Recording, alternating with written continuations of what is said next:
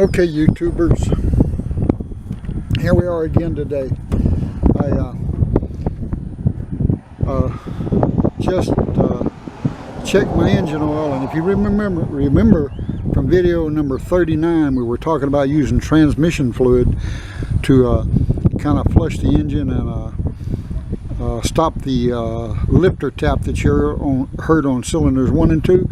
Well, that didn't work, so now I figured going one step further and add the motor flush. Okay, let's check our engine oil again and see what kind of condition it's in.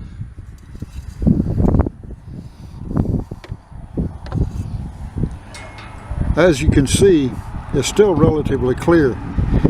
Let's see, yeah, you can see, hold it steady, this thing got a wind going. Anyway, you can see my engine oil's, you know, it's like mid-range, needing changing.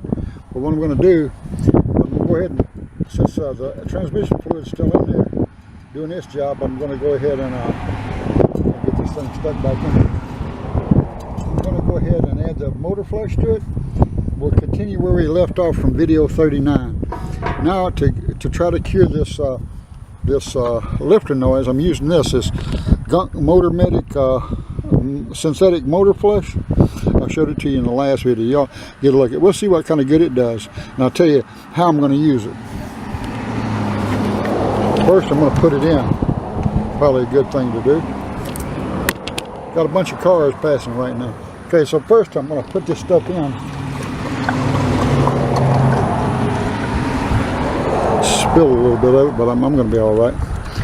There she goes. Okay. Okay, that's that. So, like it says, now I'm going to do a little different. I told you, because this is like a solvent, it says run it about, let me get this cap back on here.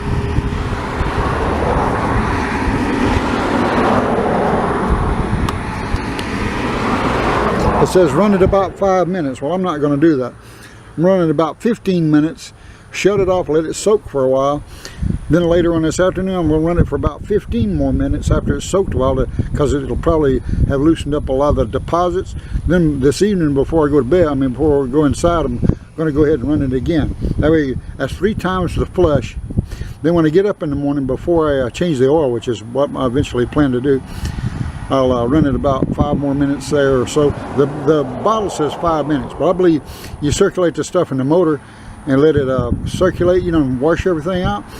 And once it's soaked, a lot of those deposits will be eaten away and loosened by this motor medic. So I'm just going to let it sit at idle. And like I say, tomorrow, probably lunchtime-ish, I'm going to go ahead and change oil, you know, to a brand new synthetic motor oil and a really good filter. So for right now, this is the point we're after. Let me go ahead and start it up.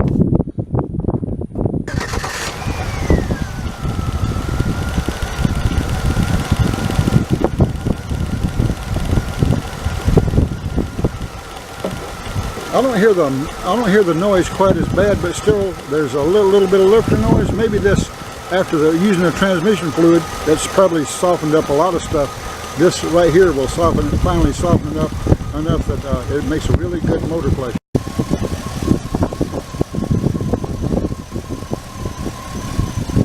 Now y'all remember, I'm letting this thing idle for like 15 minutes each time today. I'm going to do it 3 times today, 15 minutes. And about 5 or 10 minutes tomorrow morning when I change oil.